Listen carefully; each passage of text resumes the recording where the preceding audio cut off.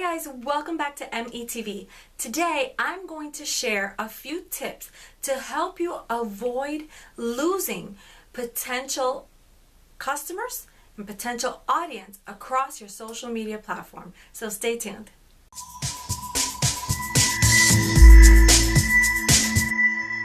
Hi guys, so welcome back to METV and thank you so much for watching.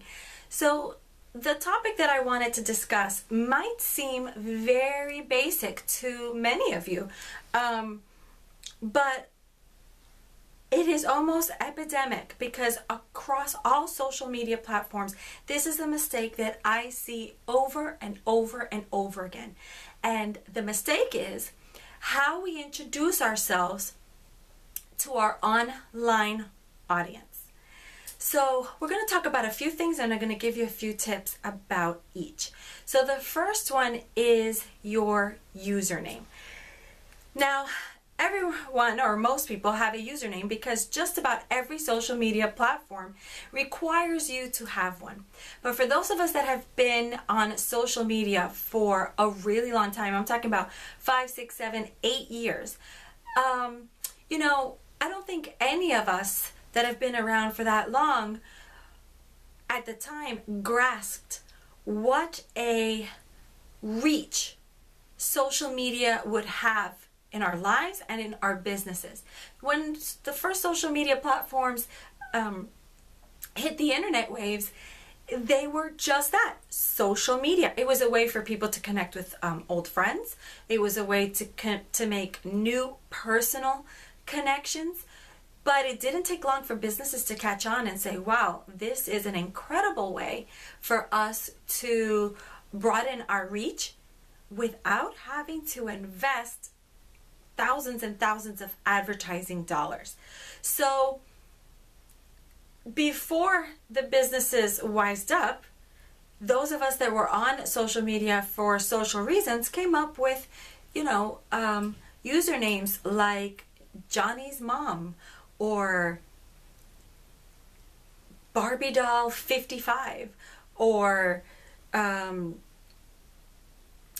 love candy, you know, or I love paper clips. I mean, so many crazy usernames out there, right? And we've built an audience and now it's hard to change them because a lot of social media platforms don't let you change them. So my first suggestion would be that you use your name as your username. I know there was a time when people didn't use their name because, oh no, someone might find me on the internet. Guess what? If you have a social media account these days, you're going to be found. You can make it private so that people can't view your content, but you're going to be found. You have to literally live off the internet grid to not be found. So you might as well brand yourself, because when you don't use your name, people don't know who you are. They can't find you. And if you're trying to leverage the power of social media for your business, then I really can't give you any better advice than to use your name. So one of the things that I find so often is using the wrong type of username. So people will often start a business, start a company, and they will make their company their username. Well, I suppose that's okay. And it depends on the situation. But in general, one of the most common mistakes I find is this. If I was to get a job at McDonald's, if I was to get a job with the Postal Service, if I was to get a job with Macy's or with American Express, I probably wouldn't be changing my name to Mayra American Express or McDonald's Mayra, right? I just wouldn't be doing that. But what I keep seeing over and over again, and I'm guilty of it too, is starting a direct sales company and then using the direct sales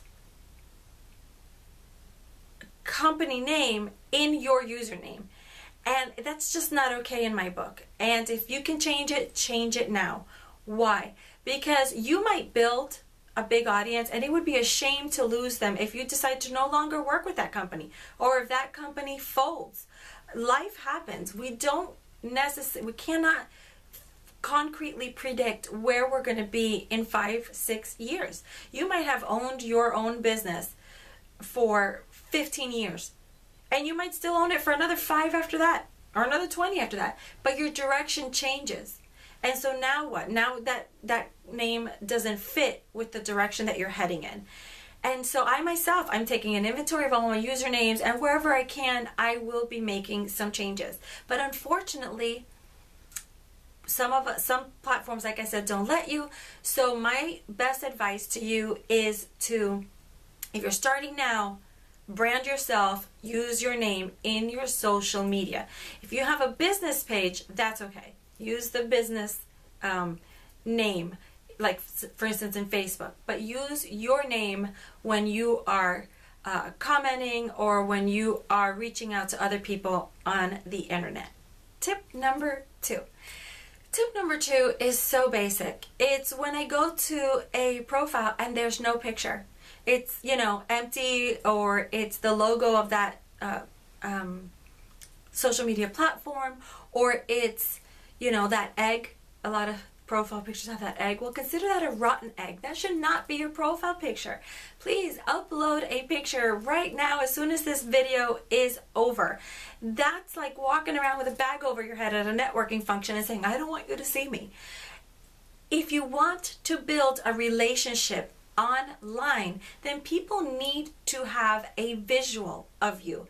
Before they've even decided whether they like you or not, through your content, whether it's the right fit for them, the first thing that they're going to look at is your profile. That includes your image and the description. So my suggestion for the image is to put a picture of yourself. It should be professional or professionally edited. I understand that in some cases, your company logo might be what you post on there. In some cases, that might be the right thing to do, but in general, my advice would probably be to put your picture. All right, tip number 3. Tip number 3 is have a profile description. Today I was on Periscope, and by the way, you guys, if you are not on Periscope, please, you have to get on there. My username is down below in the description. You're going to want to follow me. I have some super exciting content coming up on Periscope that we won't find here on YouTube. More on that. I will be sharing more information about Periscope in a few upcoming videos. Okay, so today I was on Periscope, and there was a couple people commenting on the scope that I was listening to, and there was 3 people in particular that I found interesting, their comments, and helpful. So I clicked on all 3 so that I could follow them. And I did end up following 2 of them. But the third one had no image and no description. And I didn't follow them. Because I don't know what kind of content they post. What do they post? I've seen people on Periscope, their whole gimmick on Periscope is making prank calls. I've had other people on Periscope that their whole gimmick is watch me sleep. I mean, that's not what I need to do with my business. That's not where I need to spend my time. So I want to make sure that if I'm following you, you're going to be putting out content that's going to be helpful to me. And I can't know that if you don't have a description. So your description should be filled out. And now let me give you a few tips on description. Your description should not be, hi, my name is Mayra, this is my company name, and I sell this or this product or this service. First of all, that is super sales pitchy. Think about how often you get turned off by anybody that even gets remotely salesy with you. We put up walls instantly, but yet we are we're always just constantly trying to sell our businesses and our products. It's like we can't help ourselves. That's because we don't have any training on other ways to get our information out there. So I don't even put the company name on there. The best thing that you can do is say my name is, and I provide, and so let me give you an example. So let's say that I'm a fitness representative. I work for a direct selling fitness. Then I say, hi, my name is Mayra, and I work with people that are interested in keeping fit no matter how busy their schedule. Well, so what have I done there? I'm not pushing anything. I'm not selling anything. I haven't put anybody off. I'm coming to you, and I'm introducing myself, and I'm giving a solution. So most people are going to be interested in that. And if they're not, that's fine. But it's just not a right fit for them, but I didn't necessarily put them off. Right? So mine is always something like this. Hi, my name is Mayra, and I own and manage my own public relations firm, and I've been doing that for about 22 or 23 years. I also have a YouTube channel where I share marketing advice, tips, and tools that help you grow your business. See, my marketing firm is not a direct sale company. It's a company that I've owned forever, but I don't even mention the name of it. I just talk about what solutions I bring to the table. So does that make sense? If it does, give this video a thumbs up, or even better yet, write a comment below. Let me know that this is making sense so far, and that it sounds like something that you can do, that it's doable. Okay, all right. So that was your elevator speech, right? That's the same speech that you would give if you were at a networking event and shaking hands with people, and you introduced yourself and said, hi, my name is. It's the same as your profile. That's kind of basically the same speech. I've got it like memorized. I can say it in my sleep. If I fell into a coma, I'd probably be uttering my elevator speech, which is the same as my profile description, right? So the next tip is that your profile description is an awesome opportunity for you to put a link. But I'm going to tell you that like 9.9 times out of 10, there is no link description. There's no link to anything in the description, right? So it'll say, hi, I'm a mom and an avid movie watcher. By the way, I'm not following you if that's your description. Having a description doesn't mean telling me that you love peanuts. You know, it's great if you do, and you might want to add a little personal touch within it, but make sure that your business solution, your elevator speech, should be your description. And then maybe a personal touch if you feel it's necessary or helpful. But if all that it says is, hi, I'm an avid Big Brother watcher, and I love peanuts, I'm probably not going to follow you. But, okay, anyway.